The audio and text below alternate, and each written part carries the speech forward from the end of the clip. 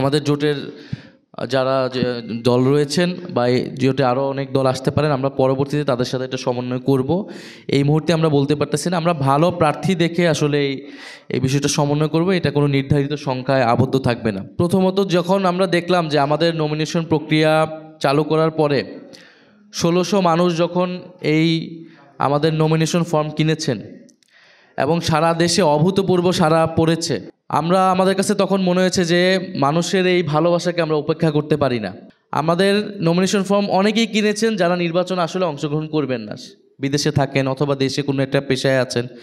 তারা আমাদের দলকে ভালোবেসে আমাদের দলকে ডোনেট করার একটা সুযোগ পেয়ে তারা এই নমিনেশন ফর্ম কিনেছেন।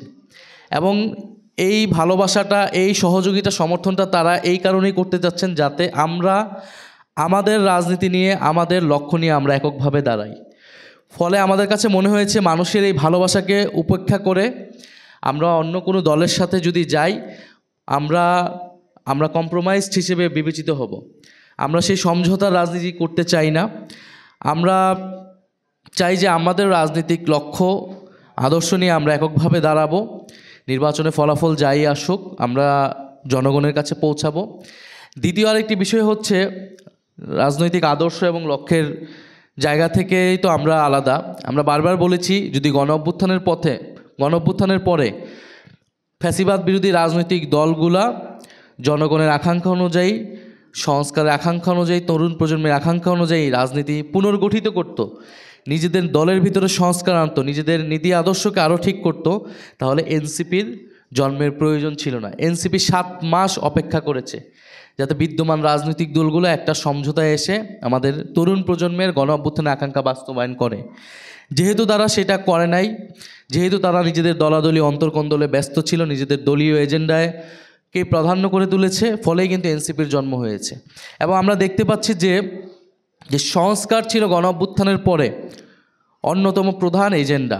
দ্বিতীয় এজেন্ডা ছিল বিচার। ফলে এই যে সংস্কার এবং এই যে সামনে যে একটা গণভোট হবে এবং গণভোটে যে সংস্কার প্রক্রিয়া বাস্তবায়ন হবে, এই আলাপটাই কোনো রাজনৈতিক দল করছে না। অর্থাৎ সংস্কারের পক্ষে কিন্তু কেউ ক্যাম্পেইন করছে না। সবাই তার নিজের দলের যার যে এজেন্ডা, সেই এজেন্ডাকে নিয়ে ক্যাম্পেইন করতেছে বা সেটাকে তুলে ধরতেছে। অর্থাৎ পুরনো এই গণ অভ্যুত্থান না হলেও বিএনপি যেই বক্তব্য দিত, জামাত যেই জিনিস নিয়ে কথা বলতো, মানুষের কাছে ভোট চাইতো, তারা সেই একই প্রক্রিয়াতেই কিন্তু কাজ করতেছে। তাহলে গণ অভ্যুত্থানের পরের পরিবর্তনটা কোথায় হলো?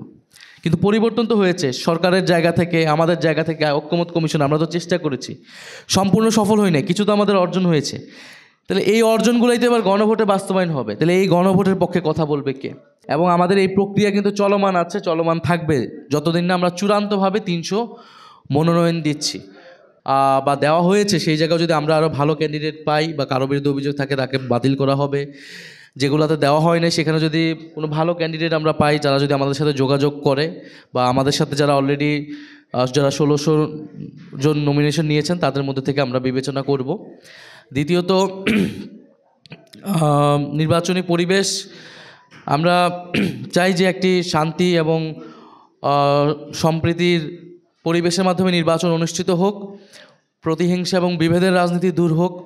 ফলে এনসিপির যারা মনোনয়ন পেয়েছেন প্রাথমিক, আমরা তাদের প্রতি আহ্বান থাকবে যে আপনারা অবশ্যই ঐক্যবদ্ধভাবে যারা প্রতিদ্বন্দ্বী রয়েছেন আপনাদের এলাকায়, তাদের সাথে সম্মিলিতভাবে তাদের সহযোগিতা নিয়েই, তাদেরকে সহযোগিতা করেই নির্বাচনে অংশগ্রহণ করবেন।